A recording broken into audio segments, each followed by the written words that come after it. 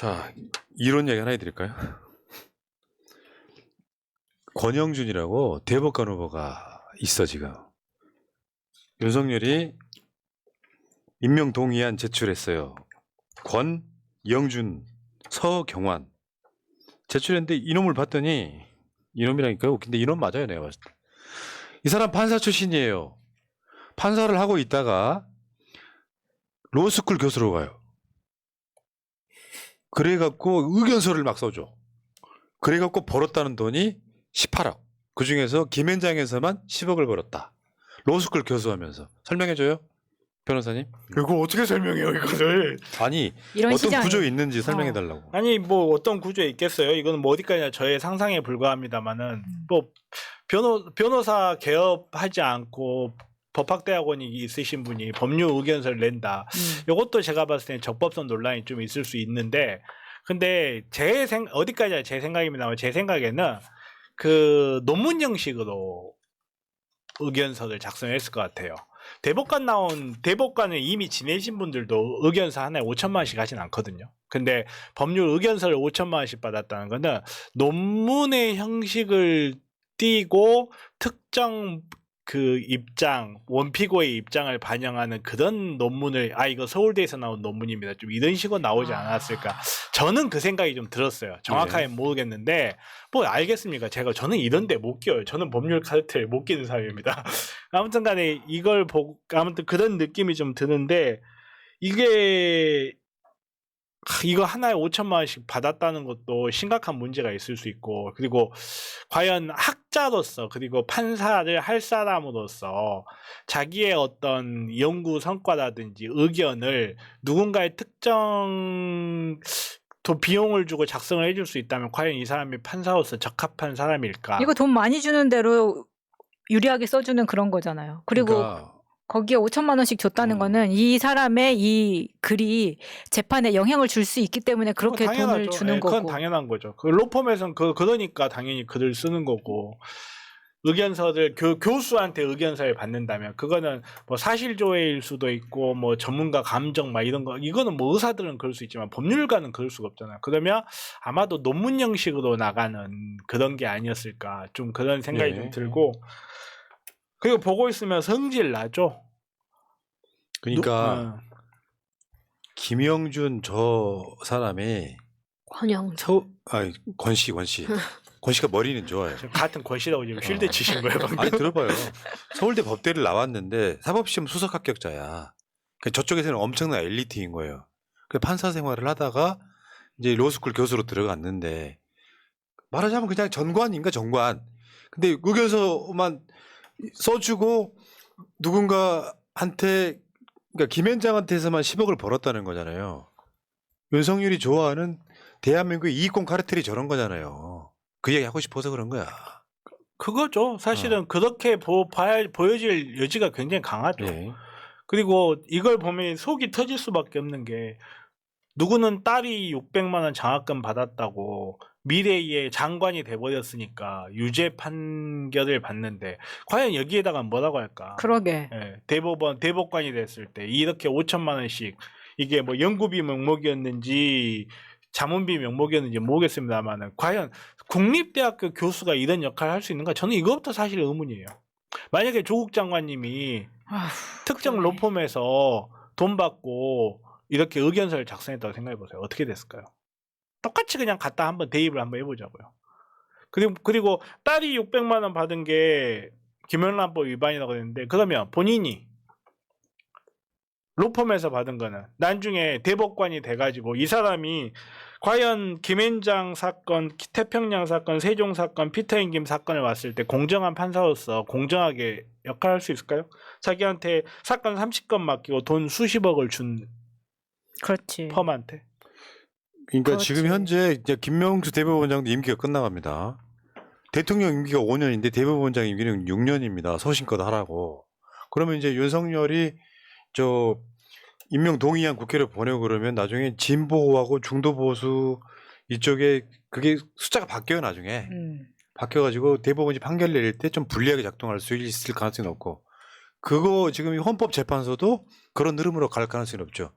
대통령이나 국민의힘이 그러니까 여야 추천이 있고 대통령 추천이 있기 때문에 나중에 시간이 지나고 나면 압도적으로 바뀌어 버려요.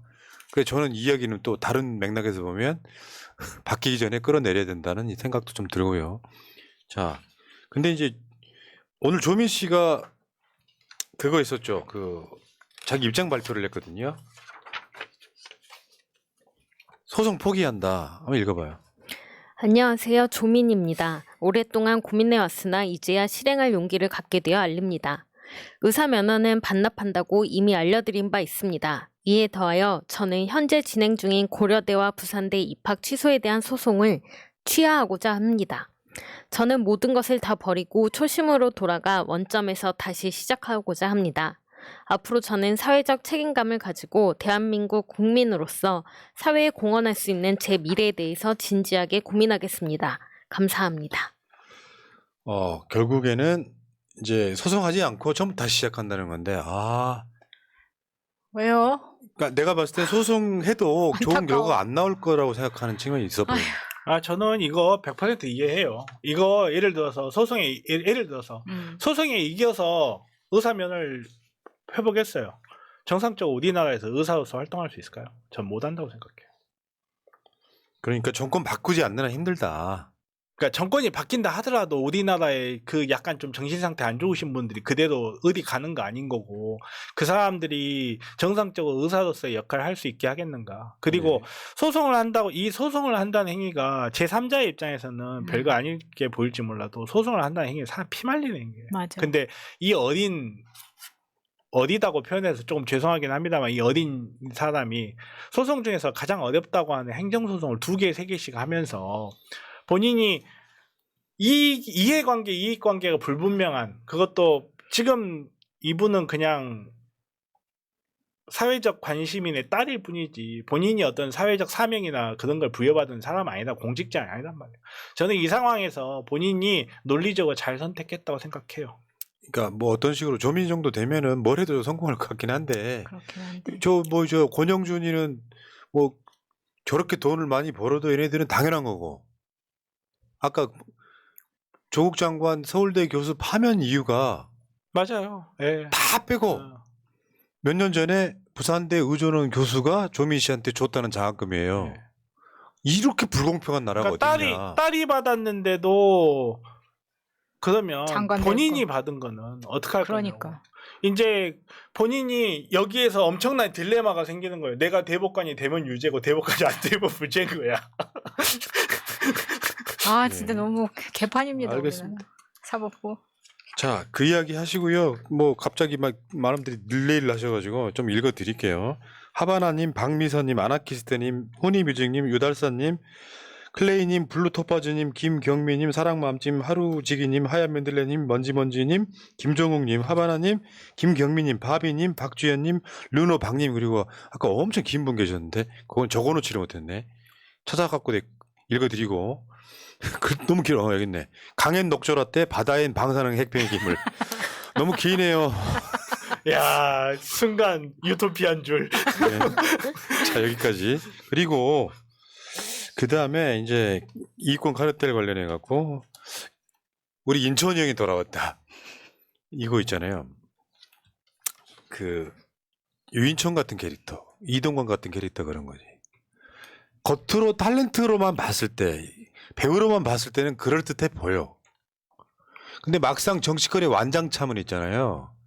거의 덜격대장 또는 행동대장에 가까운 자들이 있어요. 난 유인천이나 박상원이나 그 주로 이명박 그 바운다리 안에서 막 출세했던 사람들을 옛날에는 좋아했는데 알고 봤더니 그런 사람이었다라고 굉장히 싫어졌던 대표적인 사람 중에 하나가 유인천인데. 아니 어떻게 보면 본인의 배역 잘 하고 있는 거죠. 저는 그렇게 생각해요. 본인의 배역이 뭔지 알고 본인의 배역을 잘 하고 있구나. 근데 그게 우리한테 너무 큰 영향을 주니까 그게 문제인 거지. 근데 이제 문화특보로 임명을 했다고는 하는데 우리 머릿속에 있는 유인초는 저 장면밖에 없습니다. 사진 찍지 마. 씨발 찍지 마. 성질 뻗쳐서 정말 씨발 찍지 마. 그러니까 저기 어떤 상징적 장면이냐면 내가 완장 찼어요. 권력의 측근이라고 생각이 들면 저런 식의 태도가 나오는 건 사실상 불가능해요. 그러니까. 민주 정권에서 저런 장면 나왔다 그러면 거의 박살이 났을 거예요. 그리고 저게 생방으로 중계가 되고 있는 상황에서 저랬단 예를 말이에요. 들어서 국감. 조국 장관님께서 옛날에 여기 있잖아 왜요? 야 했더니 걔가 뭐 물어보니까 조국 장관이 벌떡 야! 너 물어보지 마 씨발 이랬다고 생각해보세요. 우리나라 잣대가 이렇게 돌아가는 거예요. 우리나라에서 존윅이 왜 인기가 있는 줄 아세요? 거기도 시스템이 2개고 우리도 시스템이 2개야. 한쪽에서는 다 죽여도 괜찮은데 한쪽에서는 뭐만 하면 다 잡아가. 근데 하나가 있어. 지금 이명박과 윤석열의 캐릭터는 어떻게 보면 비슷해요. 그 윤석열이 가끔 하는 말들이 이렇게 언론에서 보도되는 거 보면 나를 위해 싸워주는 사람을 좋아하는 거예요. 나를 위해 싸워주는 사람. 그렇다 보니 거기에 부응해가지고 싸우기도 하고, 그러니까 말하자면 저쪽에서 보면 사이다인 거예요. 한동훈이가 국회 나와서 깐족거리는 거랑 똑같은 맥락이에요. 근데 저런 사람들이 완장을 차면은 세상에 무서울 게 없는 건데 이 사람들한테 내가 한마디 하고 싶어요. 정권 금방 끝납니다. 정권 금방 끝난다고요.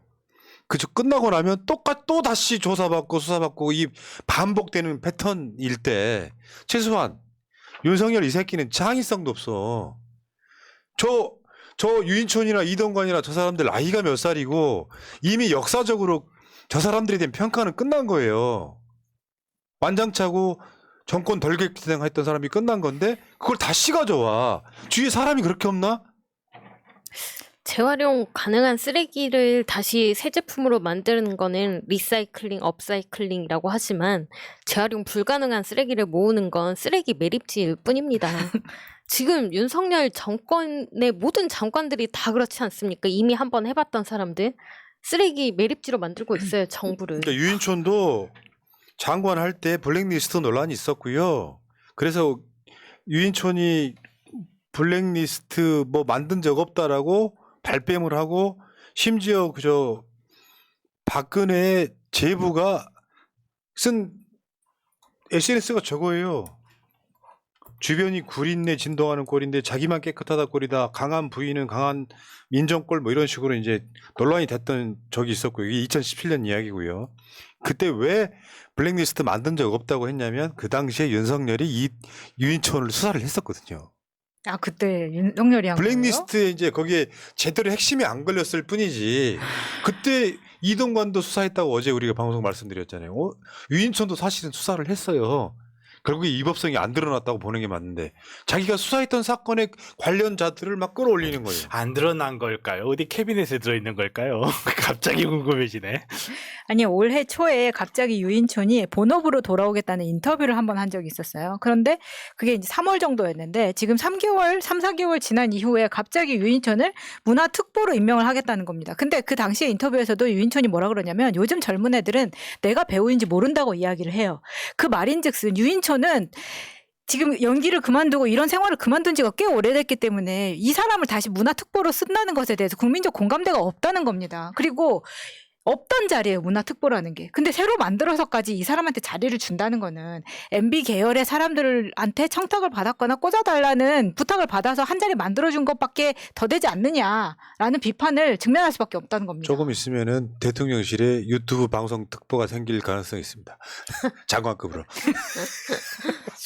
자, 그러니까 유인촌, 이동관은 이제 이동관이 저번에 저 윤석열 깔 때 문재인 정부 초반에 윤석열 깔 때 했던 말들이에요, 이게. 이게 채널A 그 외부자들의 그대로 있더라고요. 제가 오늘 확인을 하고 왔는데 저 부분이 정말 최고입니다. 이동관이 윤석열을 깝니다. 그러니까 6번 모두 부인한 윤석열 후보자 이게 이제 청문회 질문에서 계속 아니라고 이야기했던 뭐 이남석 변호사 이야기라던가 이런 이야기들을 하면서 법에 앞서서 도덕성에 문제가 있는 사람이다. 그리고 소사 진정성 또한 의심스럽다.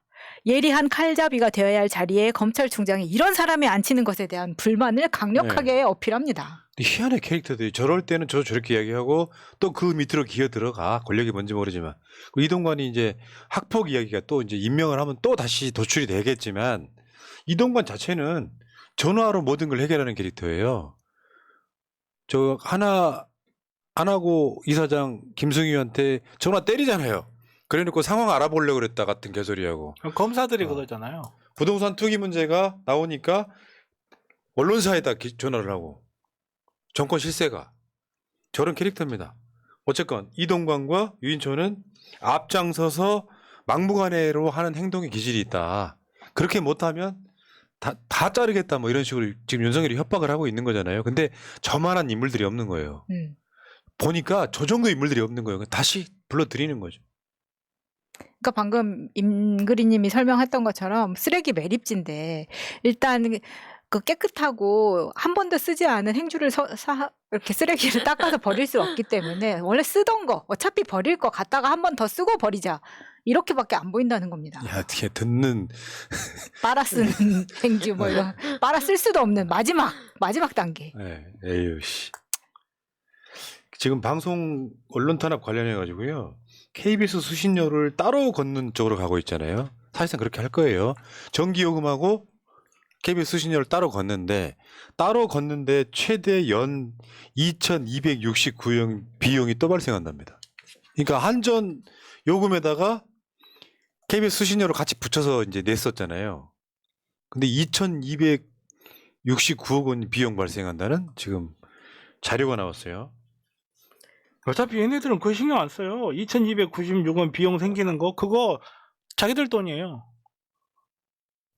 양평 도로도 뒤집어 엎어버리고.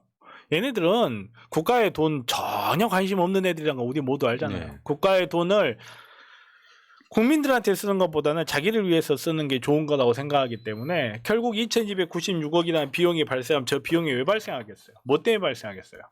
그 용역비 나눠 먹는 수수료 그 비용이잖아요. 그거였어? 그 비용을 누가 걷게 될까요? 그거였어? 그렇죠. 그거예요. 이야, 시원. 내가 머리를 더 이상 굴릴 수가 없네. 사건을 너무 복잡하게 생각하면 안 되고 단순하게 생각해야 돼요. 이 돈이 어디로 갈까? 근데 저 사람은 아까 조심하라고 그 난리를 쳐놓고 저는 주어가 없잖아요 지금. 아 그런 거였어? 주어가 단 한 번도 나오지 않았잖아요. 이게 바로 윤석열 정부에서 이야기하는 낙수 효과 같은 거죠. 근데 이렇게 돈이 더 들어가게 된다라는 것도 문제인데 수신료를 안 내면 불이익을 받을 수 있다라는 거를 알리지 않고 또 거짓말을 하고 있다라는 거, 거짓 해명을 하고 있다라는 것도 문제입니다. 방통위가 나서서 수신료 체납해도 불이익 받지 않는다 이런 입장문을 내고 있어요. 지들은 안 받거든 불이익을. 근데 국민들이 정말 이렇게 해서 그 요금을 안 내고 체납을 하게 되면 받게 되는 그런 불이익들에 대해서 전혀 설명하지 않고 그런 일 없을 거야 라는 식으로 그냥 해명을 한다라는 거 이거 그러니까 자체가 그 진짜 불이익은 국민들 불이익이지 윤석열한테 이익이에요 그냥. 아 그러니까 간단히 말해서 수신료 텔레비전이 있는 한 안 내는 방법은 없어요. 결국은 내야 돼. 김현 위원 말처럼 수신료 납부는 국민의 의무예요. 그게 단순하게 KBS한테 돈을 보태주는 게 아니라 EBS라든지 시청률에 구애받지 않고 좋은 프로 만드는 비용이거든요. EBS도 마찬가지고. 근데 방통위 자료를 보면 저 맥락이 뭐냐면 수신료 분리 징수를 그러니까 안 내도 된다는 뉘앙스로 지금 보도자료를 냈단 말이에요. 맞아요. 네. 저 자체가 말이 안 된다는 거지. 그러니까 KBS가 우리한테 유리한 보도 안 했다라고 사실 그렇지도 않은데 KBS를 쥐고 흔들고 있는 상황에 지금 김현 위원이 지금 단식하고 있잖아요. 힘내시고요. 내가 전화 한번 해볼까 하다가도 이제 며칠 굶으면 배가 고파가지고 기력이 없어서 전화 받는 게 힘드실까봐 패싱 할게요. 네. 자, 여기까지 하겠습니다.